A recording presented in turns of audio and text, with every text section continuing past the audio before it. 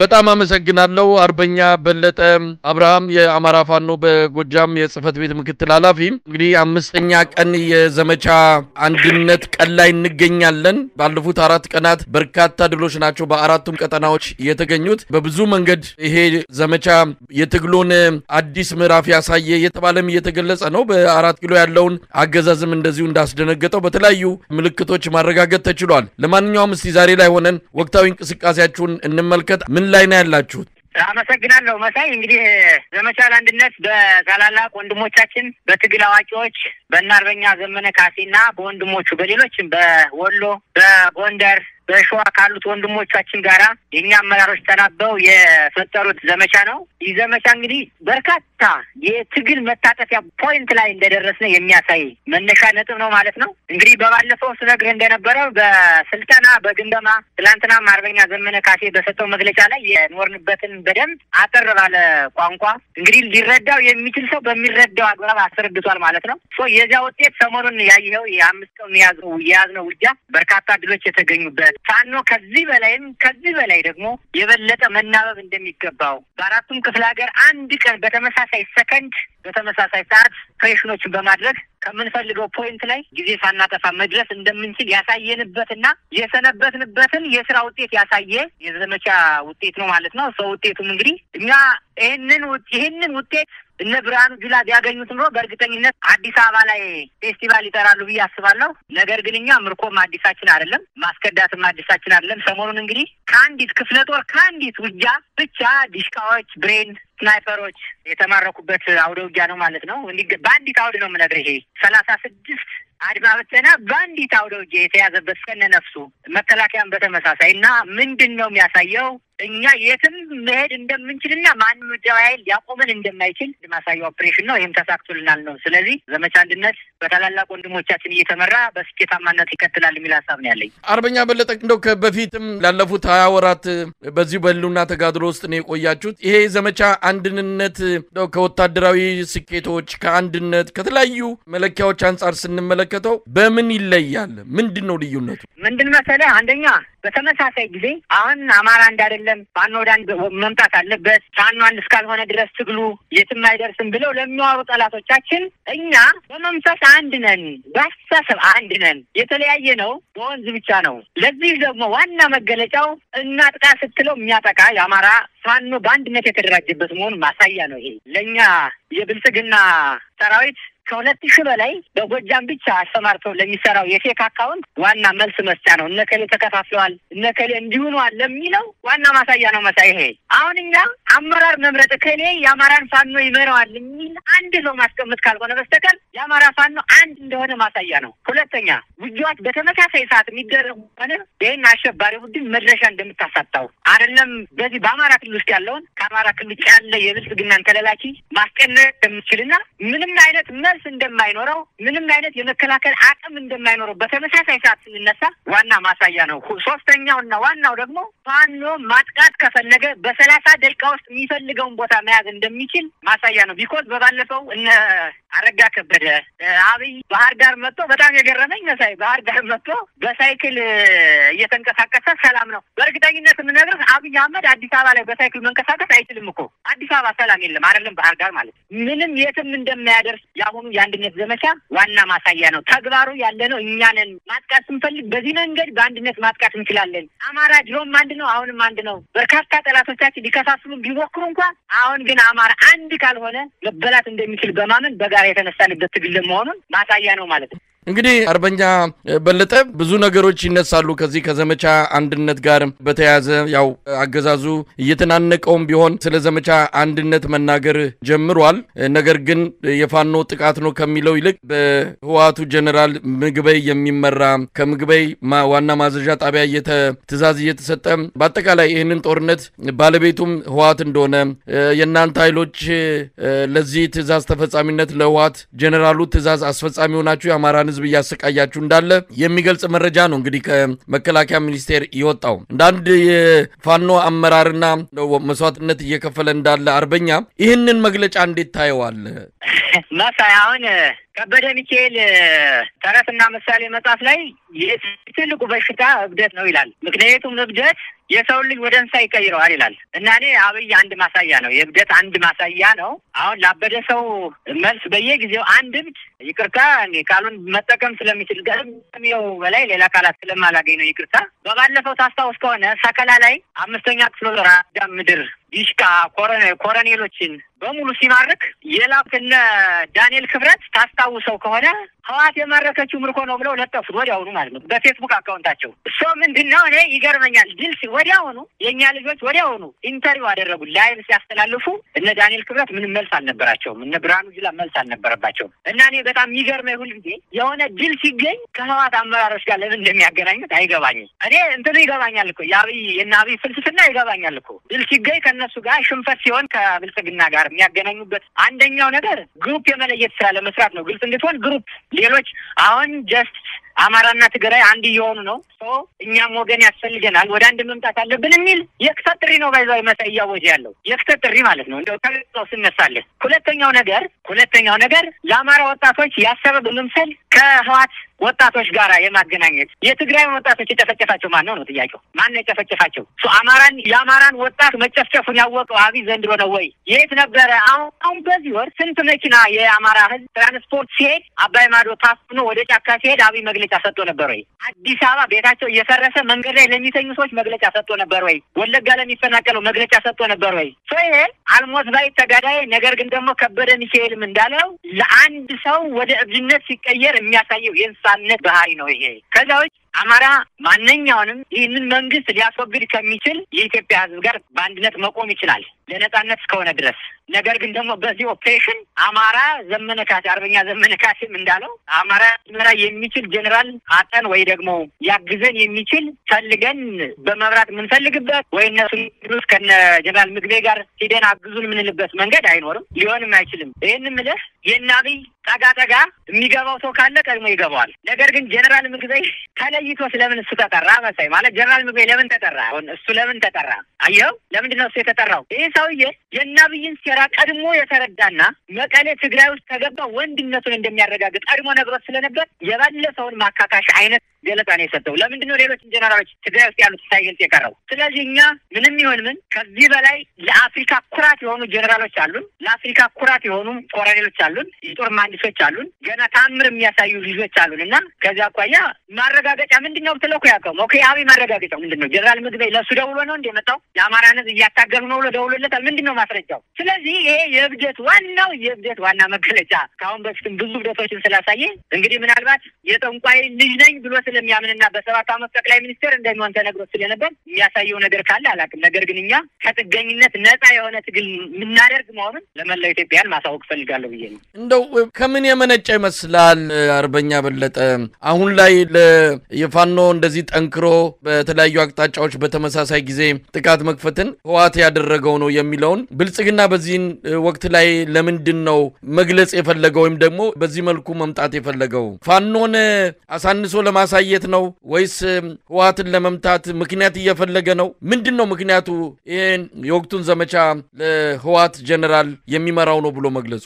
ጎራ መለየት ነው ባጭሩ መሳይ። ጎራ ልየታ ነው። አሁን ይሄ ጎራ ልየታ ነው። ሰውየው ገና ከመጀመሪያው ከስልጣን አመጣጡ ጀምሮ ጤነኛ ስላልነበር በጎጠኝነት ያበደ ስለነበር በነገራችን ላይ የአንድ እብድ መሪ የመጨረሻ መወሸጫ ወይ ብሔር ነው የሚሆነው፣ ወደ ቤተሰብ ይጠጋል ማለት ነው። ሰው ምንድነው ታስታውስ ከሆነ የደቡብን ህዝብ ሲከፍሉ ሲናገሯቸው የነበሩ ቋንቋዎች ሁሉ ነበሩ። በጣም በሚገርም ሁኔታ የሴሜቲክ የኩሸቲክ እንዲያሉ የሚዘላብሩት ነበረ። ስለዚህ ምንድነው አብይ አህመድ አሁን እያወራው ያለ የጎራ ልየታ ወይ ብሔሩ ሊወሸል የኦሮሞ ህዝብ በራሱ የሲቃዩ አንድ አካል ስለሆነና የአብይ አህመድ ፍልስፍና ሊያሻግረው እንደማይችል ሲያውቅ የኦሮሞ ህዝብ እየገፈተረው ነው። አሁን በግልጽ እያየናቸው ነው ብዬ ነው። የኦሮሞ ህዝብ ትክክለኛ የሆነ ኢትዮጵያዊ ስሜት ያለው የኦሮሞ ህዝብ ምን ያህል የአማራን ትግል እንደሚደግፈው እኛ እናውቃለን። ቢኮዝ ምን የኢትዮጵያ ህዝብ አንዱ ከአንዱ ጋር አብሮ ስለሚኖር እንደዋወላለን ብዬ ነው። አላዋቃው ሲል አሁን ምንድነው የሄደው ሰውዬ ትግራይና የአማራን የኤርትራን ወደ አንድ ጎራ በመቀላቀል ሌሎችን ደግሞ የሱ ጎራዎችን መለየት ይፈልጋል። ይሄ ግን አይሳካም ነው። ይሄ እንግዲህ የኔ በአንድ ተራ የሆነ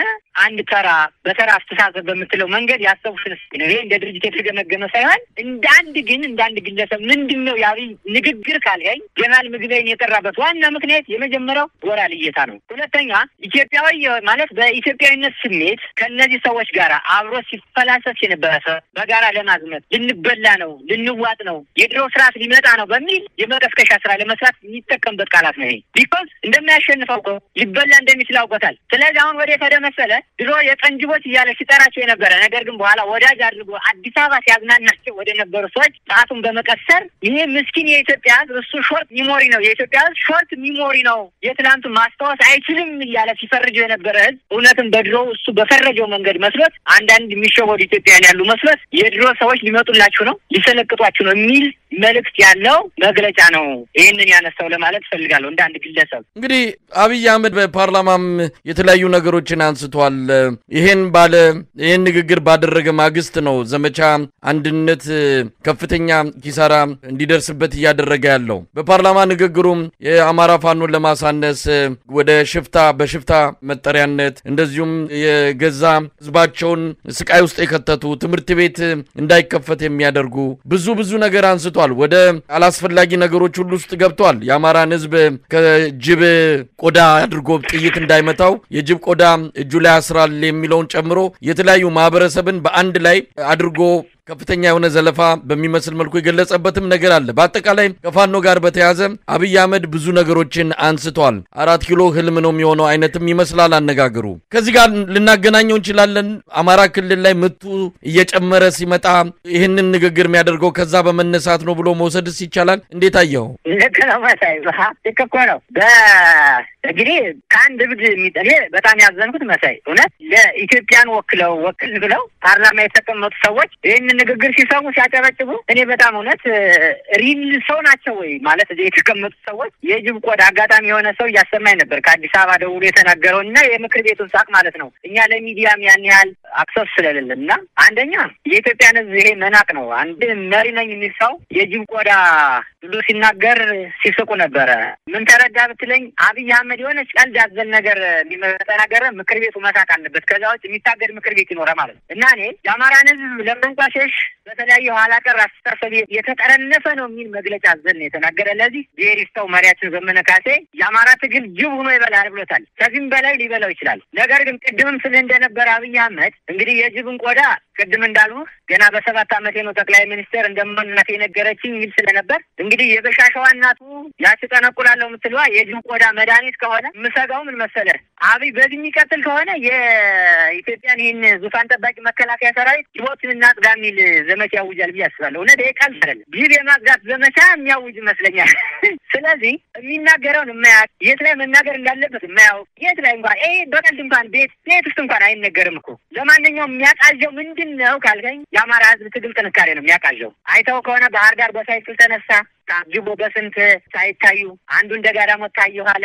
እህት በየሳምንቱ የሚያቃዣው የአማራ ህዝብ ጥንካሬ፣ የፋኖ ነበልባልነት፣ የአማራ ምድር እሳተ ገሞራ መሆን ያሳየው የቅጀት መግለጫ ነው የሚል ሀሳብ ይኖረኛል። ከዛ ውጭ ግን አዲስ አበባ 4 ኪሎ ቅጀት ሆኖ ይቀራል፣ ተማሪዎችን እንዳይማሩ አደረጓቸው የሚለው መሳይ አሁን እየተዋጋ ያለው ተማሪ እኮ ዩኒቨርሲቲ ሲሄድ አማራ በመሆኑ ብቻ ወረ ከፎቅ ላይ ሲጣል የነበረ የአማራ ወጣት ነው አሁን እየታገለ ያለ። ወደ ዩኒቨርሲቲ ሲሄድ የሚታፈን ወጣት ዩኒቨርሲቲ ሄዶ ሲሰቅል አማራ በመሆኑ ብቻ ውጤቱ የሚቀነስበት በግልጽ ነው የምናገረው። ይሄ ውጤቱ ሲቀነስበት የነበረ ሲሰቃይ የነበረ ተማሪ አማራጭ ሲያጣ ወደ ትግል ገብቶ ነው ያለው እንጂ ትምህርት ተቆርጦ ነው ወደ ትግል የገባው። እና አብይ አህመድ ዩኒቨርሲቲ ሲሄድ ሲያሳፍኑትና 1 ሚሊዮን ብር ሲጠየቅ የምስኪን ልጅ ዩኒቨርሲቲ ገብቶ እንዳይማር በፎቅ ሲወረወር የነበረ ተማሪ ተስፋ ሲቆርጥ የጀመረው ትግል ነው እንጂ አሁን ትምህርት የተቋረጠበት ነው ወደ ትግል ውስጥ ነን እኮ አሁን ያለው። ነገር ግን ይህ ትምህርቱን አቋርጦ ተስፋ ቆርጦ ተሰቃይቶ ሲንገላታ የነበረ ተማሪ የጀመረው ትግል መጨረሻ ላይ ድልን አጎናጽፎ ለአማራ ሕዝብ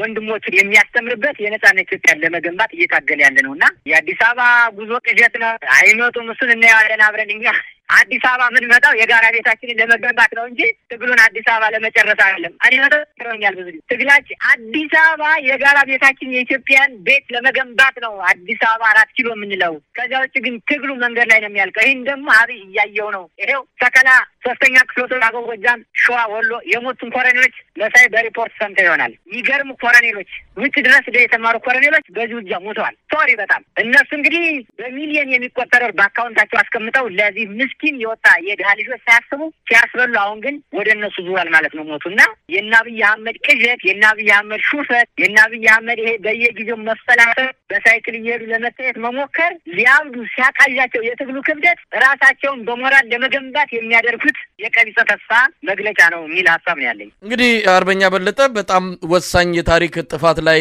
ይገኛል ትግሉ። አሁን ባለፉት 20 ወራት እንደነበረው አይነት ሳይሆን በተቀናጀ መልኩ በተናበበ መልኩ አራቱ መዋቅሮች ከፍተኛ የሆነ ወታደራዊ ተጋድሎ እያደረጉ ነው። ይሄ ወዴት ይመራቸዋል የሚለው በብዙዎች ዘንድ እንግዲህ ወታደራዊ አንድነቱ ወደ ፖለቲካዊ አንድነት ይወስዳቸዋል ነው። እንደምንሰማው ከሆነ ፖለቲካዊ አንድነቱ ያለቀና ይፋ መደረግ ብቻ የሚቀረው እንደሆነ ነው የሰማነው። ለማንኛውም ይሄ ሰሞኑን የሚካሄደው ኦፕሬሽን የአብይ አህመድን ወታደራዊ አቅም በፊትም የተዳከመ ነው የበለጠ ያንኮታኮተው እንዳለ ነው በራሳቸውም ጭምር እየተገለጸ ያለ እንደሆነ ይሰማል። ከዚህ በተጨማሪ አዳዲስ ምልምልም አዳዲስ ሰልጣኞችንም እያስመረቀ ነው። ሰሞኑን በአንድ የምረቃ ስነ ስርዓት ላይ የተገኘው ፊልድ ማርሻሉ የተናገረውም ይህንኑ ነው። ሜካናይዝድ ኃይል አሰልጥነናል፣ ኢትዮጵያን የሚመጥን ኃይል አምጥተናል ነው የሚለው። እንግዲህ ኢትዮጵያን የሚመጥነው ኃይል ነው አማራ ክልል ላይ ቀልጦ እየቀረ ያለው። ይሄ አሁን የጀመራችሁት ዘመቻ አንድነት ግቡ ምንድን ነው? በምን ሊጠናቀቅ ነው? እንግዲህ 5ኛ ቀኑ ነው። ማጠናቀቂያ ጊዜ ወይም ደግሞ ቀነ ገደብ አልተሰጠውም ላልተወሰነ ጊዜ የሚል ነው። ምንድን ነው የምንጠብቀው ከዚህ ዘመቻ መጨረሻ ላይ? ልክ ነው መሳይ። ምንድነው የእያንዳንዱ ዘመቻ የራሱ ግብ አለው፣ ያው የራሱ ቤት አለው። ሰው ምንድነው የአንድነት ዘመቻ ዋና ግቡ በተደራጀ መንገድ በተናበበ መንገድ መሪን የማወቅ አንድ ሁለት መናበብ መቻል መልመድ፣ የአንድነት ዘመቻዎችን መልመድ፣ እነዚህ ዋና የአንድነት ዘመቻ ዋና ግቦች ናቸው ማለት ነው። እንዴት ነው ተናበን ይሄ በጣም ግዙፍ የሆነ የፋኖን ሰራዊት ወደ አንድ አምጥተን ወደምንፈልገው ደረጃ የምንወስደው የሚለው በዋናነት መሪን ታውቃለህ፣ የሚያዝዝህን ታደርጋለህ፣ ትእዛዝ የመፈጸም ዋና ትልቁ መሳሪያ እንደሆነ መሪን ማክበር፣ ከዛ ውጭ ደግሞ በአንድነት ዝግ የሚለውን ማድረግ የሚችል ሰራዊት መፈጠሩን ማረጋገጫ ዋና መንገድ ነው ማለት ነው። ይሄ ከዛ ውጭ ውጤቱ ሊሆን የሚችለው ጠላትን መበተን ነው። ጠላትን እየበተን ነው።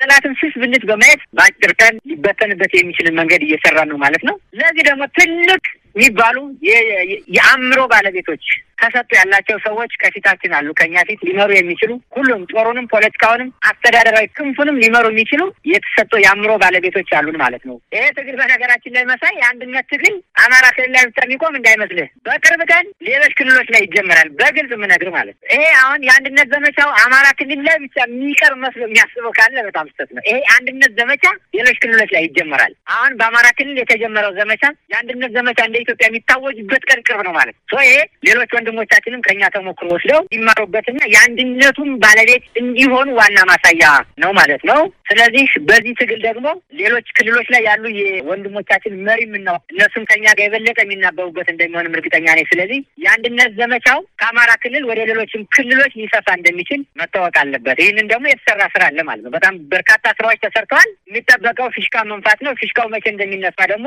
ከኔ በላይ ባሉ ወንድሞች የሚነገር ይሆናል ማለት ነው። እንግዲህ አርበኛ በለጠ ብዙ ነገሮችን ከግራም ከቀኝም እያየን ነው። የአካባቢው ለውጥ አጠቃላይ በቀጠናው የሆነ ያለው የፖለቲካ ንቅናቄ፣ ወታደራዊ ፍጥጫዎች፣ በምስራቅ አፍሪካ ያለው የተለያዩ ለውጦች የፋኖን ትግል ይወስነዋል። ፋኖ ከወዲሁ አንዳንድ ነገሮችን ማድረግ ይጠበቅበታል የሚለውም በሰፊው የተነሳ ነው። ከወዲሁ ከመሰል የኢትዮጵያ ኃይሎች ጋር ከሌሎች ጋርም እንደዚሁ እየተገናኘ የመጪዋን ኢትዮጵያ ሁኔታ በተመለከተ ንግግሮች መጀመር አለበት። አዎ በእርግጥ ወታደራዊ እንቅስቃሴው ትኩረት ሊሰጠው ይገባል። ነገር ግን በተወሰነ ደረጃ የሆኑ ነገሮች መሰረት መጣል አለባቸው የሚልም ነገር ይነሳልና አሁን ፋኖ ወሳኝ ኃይል እየሆነ ወጥቷል። የተለያዩ የውጭ መገናኛ ብዙሃንም በጣም ጠንካራው ኃይል ምስራቅ አፍሪካ ላይ እንግዲህ ፋኖ የመሆኑ ድል ሰፊ ነው። የተወሰኑ አንድነቱን የማጠናከርና ውስጣዊ ችግሮቹን የመፍታት ነገሮች ከተጠናቀቀ በእርግጥም ፋኖ በሰው ቁጥርም በድጋፍም በተለያየ መልኩ ሲታይ ግዙፍ ኃይል ሆኖ እንደሚወጣ ነው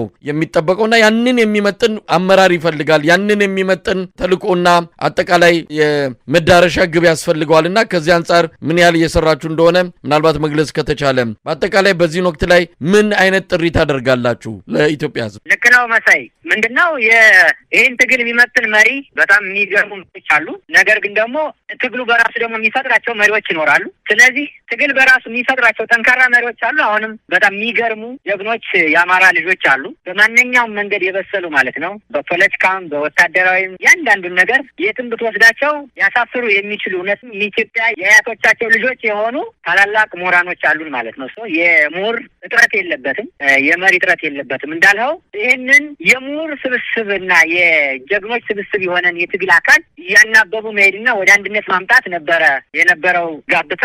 ይሄ ደግሞ እንግዲህ በትጥቅ ትግል ውስጥ በዓላማ ልዩነት ሳይሆን በታክቲክ በሀሳብ ልዩነት ፈጠረ። ይሄ በትጥቅ ትግል ታሪክ እንደምናውቀው ሻዕቢያ ከህወሓት ጋር ህወሓት ከኢህአፓ ጋር ውጊያ እያደረጉ አስፈላጊ ሆኖ ሲገኝ ደግሞ ጭራሽ የመንግስትን ተልዕኮ ይዞ የሚንቀሳቀስ ከሚመስል ኃይል ጋር ደግሞ እርስ በርስም ድረስ ግጭት እያደረጉ የመጡበት ታሪክ ነው የሚያሳየን። ከዛ አኳያኛ ቅድም እንዳልኸው ትልቅ የሆነ የታሪክ ጥፋት ላይ ነን ያለ ነው። አሁን ይህንን ጥፋት ደግሞ በስኬት እየተሻገርነው ነው በዚህ የአንድነት ዘመቻ ላይ ማለት ነው። ከዚያ አኳያ ከሌሎች ክልል ጋር ባሉ ወንድሞቻችን ላይም በርካታ ወንድሞቻችን ቅድም እንዳልኩ እየሰሩ ነው። በርካታ ቀጠናዊ ትስስር ራሱን ይቻል አለ ከሌሎች ክልሎች ጋር የሚሰራ በዚህ መንገድ ፍሬ እያፈራ ነው። ምን አይነት ንግግር ነው የሚደረገው? ምን አይነት የፖለቲካ አማራጭ ይዘን ነው እየተነጋገርን ያለ ነው? ይችን የምንጠብቃትን ከሞያሌ እስከ መተማ ድረስ በነጻነት የኢትዮጵያ ተንቀሳቅሶ የሚኖርባትን ሀገር ለማቆም ምን አይነት የፖሊሲና የፖለቲካ አማራጭ ይዘን ነው የምንወያይ የሚለውን የሚሰሩ ታላላቅ ወንድሞች አሉ። እነሱ እየሰሩት ነው። እንግዲህ የደረስንበትን ደረጃ አሁን እዚህ ደርሰናል ማለት አይቻልም። እሱን በወንድሞች የሚነገር ይሆናል ማለት ነው። ነገር ግን አሁን ኢትዮጵያ ውስጥ እየገጠመ ያለና በውጭ ዓለም እየገጠመ ያለ ነገር ምንድን ነው? በትጥቅ ትግል ራስክን አድፍተህ እያሰለጠንክ እየገመገምክ እርማት እየወሰድክ መሄድ የትጥቅ ትግል አንዱ ውጤት ነው፣ አንዱ አካል ነው። ይሄ ባህሪ የትጥቅ ትግል ይሄ በሚሆንበት ጊዜ ፋኖ ጠፋ፣ ፋኖ የለም፣ እንዴት ነው እናድርግ የሚሉ የሚጨናነቁ ዘመዶች አሉ እና እነሱ መረጋጋት አለባቸው። አንደኛ የትግልን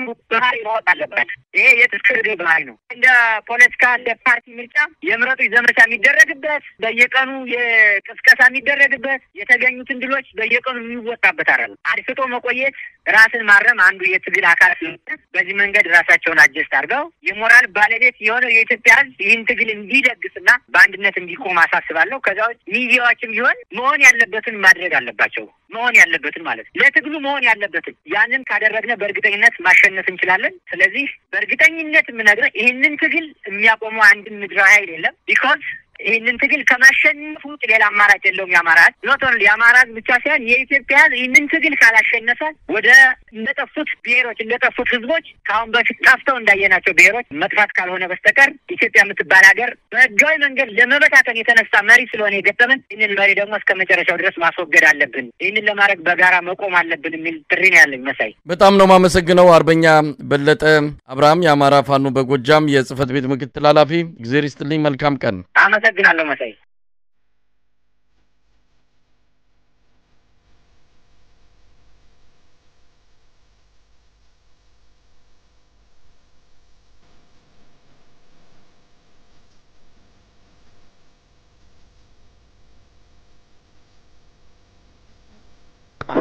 We will